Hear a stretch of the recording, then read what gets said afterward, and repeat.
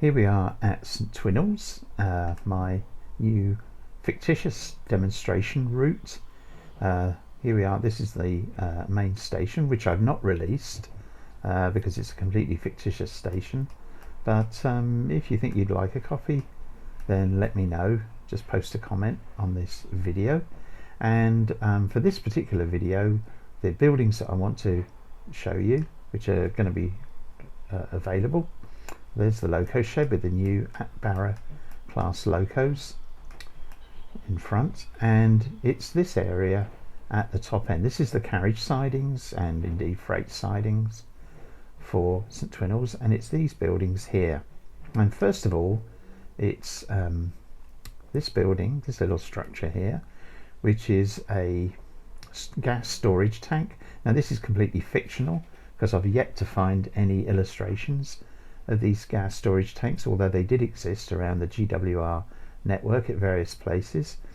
And so this one is just basically copied from a similar tank at Hook Norton Ironstone works, and from it you'll see there's this long spline. It's probably a bit too long for this situation, but this is a gas main, and so gas is delivered to this tank by a GWR cordon wagon, which you can see here, and that's part of the setup. This is set as an industry. There's a short length of track there that consumes gas, and it's just set for that and to receive it from this type of vehicle.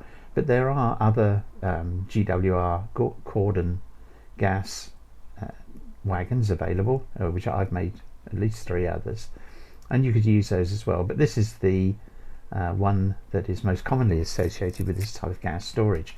And the gas main, which I mentioned, is just a simple spline which you just have to position so that it runs from the outlet pipe here. And you'll see that the spline, if I go in a bit, you'll see the spline has a series of stopcocks all the way along it. And the idea is that a temporary flexible hose would be connected to one of these stopcocks at one end, and at the other it would lead up into the gas tank under the carriages. These are my own models of carriages, and it would supply these carriages, and the carriages would use it for lighting. And if they were I think that's with a lavatory. Just looking at, maybe it's in the next rake. There we are, guard. It was also used for the guard's heater. Steam heating, of course, was the norm for the carriages. And I'm just looking, I don't think I've got a restaurant car in this rake, but guard and baggage there. But if there was a restaurant car, then it would supply the storage tank for the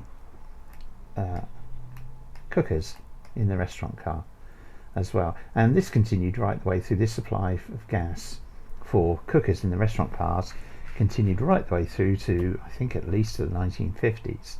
But the lighting, of course, got changed to electric long before that, long before nationalisation.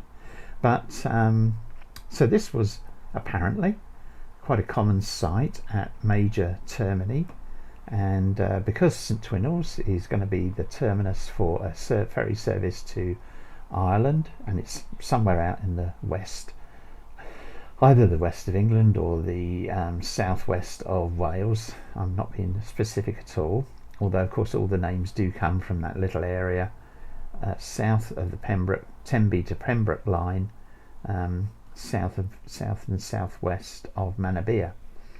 But that's just my fictional route. So this would be used to replenish the gas in the carriages. And so I've made some other buildings as well, and these are modelled on those at the GWR created terminus of Nayland or New Milford, and where it was proposing to run a ferry service, but it was never very successful But nevertheless it was provided with all these facilities to generate coal gas, and indeed oil gas from oil as well, and this would be stored in these gasometers, and some of it presumably would be transferred to this trackside tank as well. And this gas production would be used for, apart from the carriages, it would be used for the station lighting when it was still using gas lighting, and also apparently at Neyland it supplied the South Wales Hotel. And eventually these little local gas works, including this railway one, were superseded when local councils began to build their own gasworks, and so the railway buildings were able to tap into the local supply. So what you've got here is the gas retort house. These are all based on plans in a book about Neyland, which I have. So you have a gas retort house there for coal gas, and I just put some coal wagons on the siding just to suggest that it receives coal for doing that. And then you've got the oil gas retort house, and I haven't actually done anything about providing vehicles for that. Oil tank wagons come along and deliver oil presumably. And then you've got this little compressor house which is bringing it up to pressure, and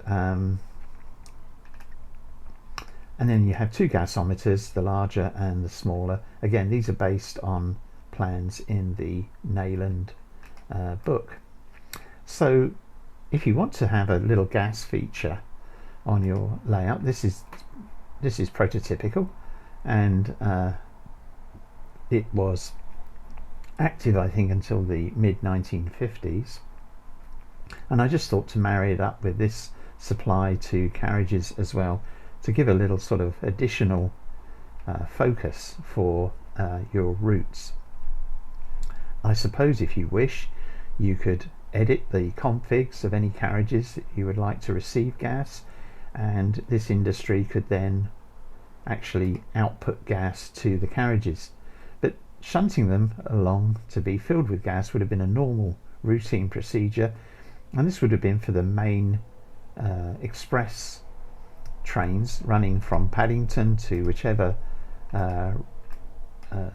western terminus they were designed to go. So these are, as far as I'm concerned, these are going to be the boat trains or the ferry trains or the main trains to St Twynhels, and the gas buildings there will provide the gas that they need for their lighting. Although looking at this now, I see that all of these have actually got oil lamps all the way along, so not quite the right rolling stock for this, but you can ideally use it with gas lighting. I'm going to imagine that those are just ventilators and not oil lamps dropped into the carriages, because it's my route and I'm just going to make it up as I go along. But anyway, these are prototypical, and they'll be available from my website. They're available on my website, and you're very welcome to download them and use them as freeware. So I hope you've enjoyed this short video about the use of gas. It's a little sideline which I wasn't very much aware of until I started having a bit of a rummage through the books, and I've come up with a couple of other aspects from that excellent resource which is the GWR magazine, available online from Didcot Railway Centre, and they've done a tremendous job in making that available. So I was very pleased to discover additional information about the gas industry, or the railway's use of gas. So these cordon wagons were invariably filled, or it seems like they were invariably filled, so there's another bit of a guess, at Swindon Gasworks.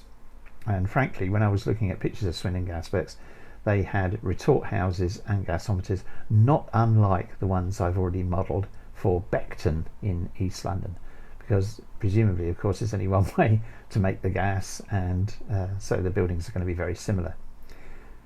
So there we are, there's our gasworks, and of course there's so much to do in the way of scenery and that on my route, but I'm not apologising for that. This is something I'm enjoying doing. I'm making it up as I go along, and really appreciate the opportunity to just let my imagination run wild, and to create, as I've said on my website, the railway route which I was never able to build as a real model in the loft. So this is wonderful that I can just let my imagination run riot on this. And anyway, this isn't imaginative, this is prototypical. This is the invented one, but there you go, that's how you would use it. And you can see I've just run an extra 8th siding along my carriage and freight storage sidings. So I hope you've enjoyed the video. If you have, please leave a thumbs up and a comment. If you have any queries about the gas operations, I'll try and answer them. Just leave them in the comments section of this video.